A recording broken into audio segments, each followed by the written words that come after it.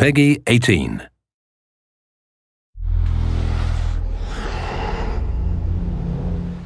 Hi, my name is Ashraf Ismail, Game Director of Assassin's Creed 4 Black Flag, and I'm very proud to be showing off the Caribbean open world. Here, we're going to start with Edward. After completing a few missions, he's met up with the assassins, but he's not yet bought into the creed, so he still has this selfish need for fame and fortune. Edward is one of the most unique characters we've created for the Assassin's Creed universe. He is a man who is still trying to figure out who he is in life and what he wants to get out of it. At this point in the story, he still wants that fame, so one way to get it is to complete these assassination contracts. This is a way to make money and to gain a bit of notoriety. So here we go. We have 2 targets to take out, 2 Templar brothers. So we're going to accept the contract, and the world map is going to show us where this contract takes place. So we see here that the contract is actually very close to us. It starts in the village we're in, but as we zoom out, we want to show you the world that we have. Many locations, over 50 locations, centered by Cuba, the Bahamas, and Florida up north. This is a massive world. There's a lot to find and do in this Caribbean Sea. But now we'll get back to the Fisherman Village and go after our targets. The Fisherman Village, it's one type of location in this world. It's really here as a convenience to the player. This is where you can start missions, where you can shop to upgrade Edward and the Jackdaw itself. It's really about the mood and the ambiance of the Caribbean Sea. In the distance, we have a tavern that we're approaching. Taverns are places where you can hire crew, play mini games, drink if you wish. But for now, we're going to focus on the targets and take them out.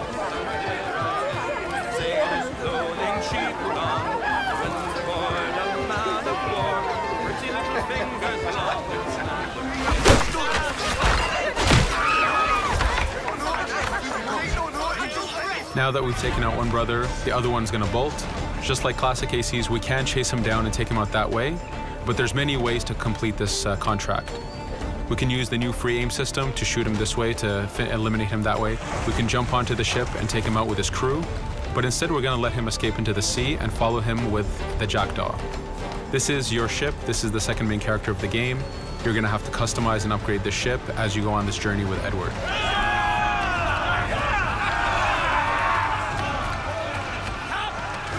We've seamlessly gone from a ground chase right into a naval chase.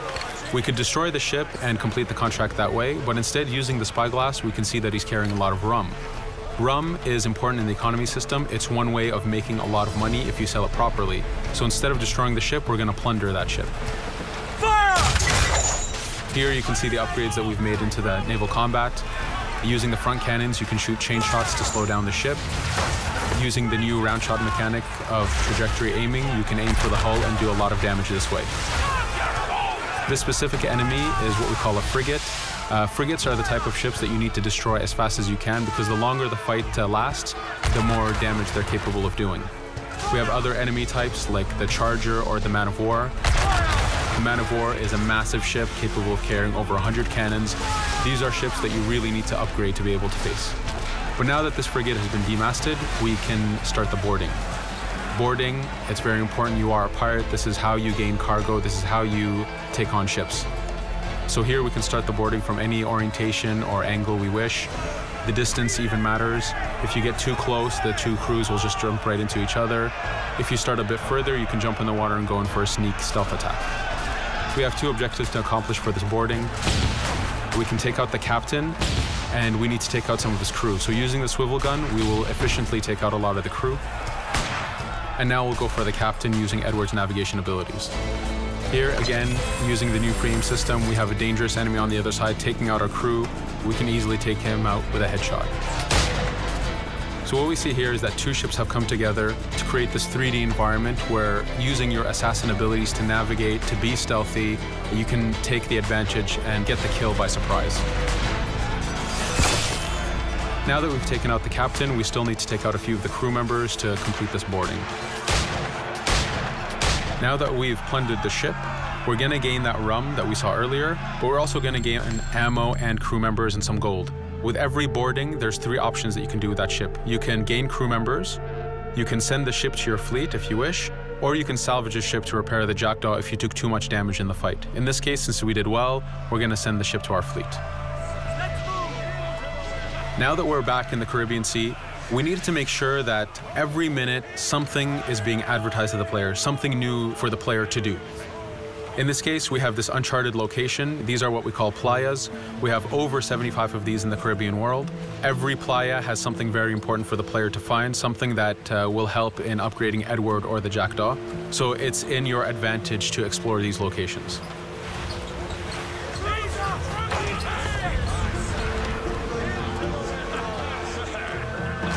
Again, for us, seamlessness is very important. We needed to be able to explore this Caribbean world without having too much interruption in the action. So being able to just let go of the wheel anywhere we want, jump into the water, and swim over to that location. This is very important for the mood and the immersiveness of this Caribbean open world.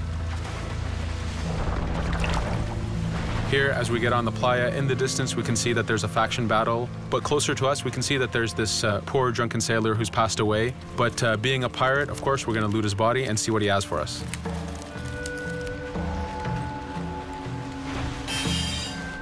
So we found a treasure map. This treasure map is asking us to go to an island called Misteriosa. Every time you find one of these, you know that you're going to find a treasure that is linked to the progression of the Jackdaw or Edward, so they are very valuable. Here we're going to take a look at that faction battle. We have a British ship facing off against a Spanish ship. We could jump in and take advantage of this opportunity, allowing each ship to weaken the other and for us to plunder both. But now we're going to make our way back to the Jackdaw. Again, this is the second main character of the game. There's a lot of customization and a lot of upgrading to do on the Jackdaw. You can upgrade all the weapons to fit the playstyle you wish. Now, as we get onto the Jackdaw, we can see that the crew is cheering for us. Edward has a really close relationship with his first mate, Adewale, standing right there, and with his crew. And this is something that you'll see later in the demo, that we can lose and gain crew members. Again, using the spyglass, we can really see the contents of a ship, but you can also assess the danger and threat level of these ships. But for now, we're going to continue to Misteriosa to find that treasure. Here we've crossed into a harpooning zone. The harpooning system is connected to the hunting system, which is used for upgrading Edward himself. So you can upgrade the number of weapons he carries, the ammo that you can carry, and even his health. But for now, we've moved past that zone and we've got into a storm. Storms are very dangerous. If you're not careful, if you don't know how to navigate a storm, you will take damage to your ship and you will lose crew members. In the distance, we can see a water spout. This is a tornado in the ocean. These are very dangerous. They can suck you in, and when they do, they tear the ship apart and take out your crew. Here we can see its effect on a ship. This poor ship got sucked in and got destroyed. Storms are very dangerous, but we wanted the player to take advantage of this. When you've mastered a storm, when you know how these systems work, you can pull enemies into a storm and let the storm do damage for you. So there is a strategic element to using a storm in the world.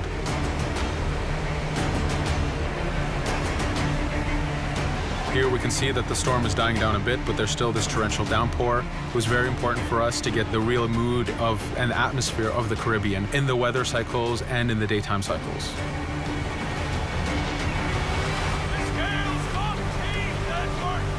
But here, since we've survived the storm, did pretty well, let's order our crew to sing. Sea shanties are a part of this game. It's a collectible that you can find in the world. So the more you find, the bigger playlist you have for your crew. But for now, we've made it to Misteriosa. So again, we're going to seamlessly get off our ship and explore this location. Misteriosa is a Mayan ruin. Mayan ruins are heavy with stealth and navigation capacities. There's a lot of treasures and hidden discoveries to be found in these locations.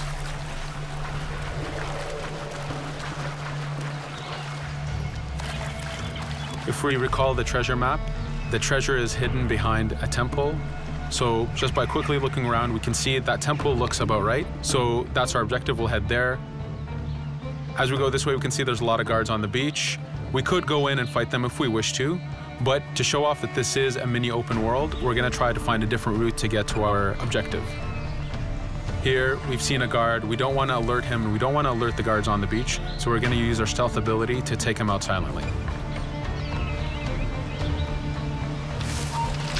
No te muevas.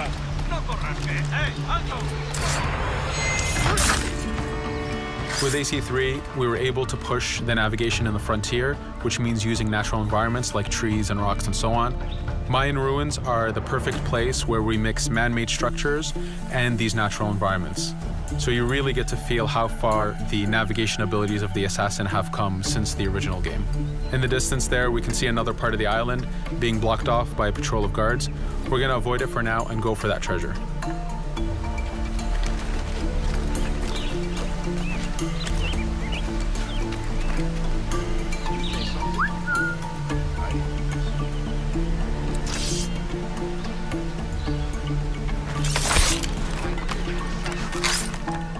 It's important for us to be able to give the players new tools, specifically for stealth. In this case, we have the blowpipe.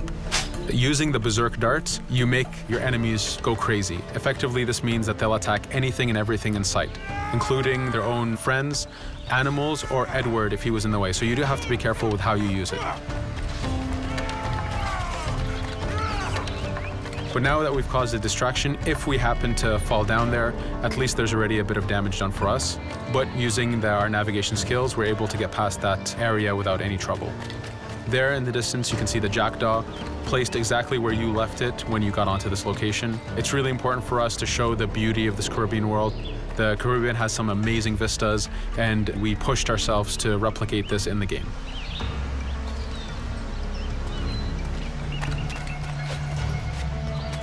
As we continue forward, we can see in the distance there's a couple prisoners that are taken hostage. This is a scenario that you need to use stealth. If you're detected by those guards, they will kill the hostages. So in this case, it's to your advantage to use the environment to figure out how you can take out those guards without being detected. In this case, it's 2 guards, so it's not too hard. There are other scenarios where you have more guards and you have to figure out how you can take all of them out at the same time. Now that we've freed these prisoners, they are more than happy to join our crew. This is just one way of gaining crew members. As mentioned earlier, there's the taverns. There's actually many different setups of gaining crew.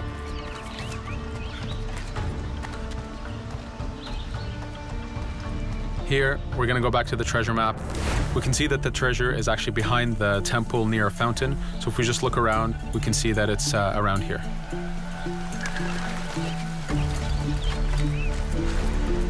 Now that we've found the treasure, what we've actually found is a blueprint. Blueprints are incredibly valuable for the upgrading of the jackdaw. This is how you can upgrade the biggest and most devastating upgrades of the ship. So here we're approaching a reach high point. Just like classic ACs, synchronizing with a reach high point reveals the contents of a location and the map itself. But as an added feature, because this game world is so huge, there are many different locations, this also becomes a fast travel point. So now you can, by synchronizing, now you can come back here anytime you wish to collect those treasures that we passed up a bit earlier. Here we've reached the end of the demo. This was a tease of the open world that we have. We're very excited to be able to show off this game and to let you play it very soon. Thank you for joining us.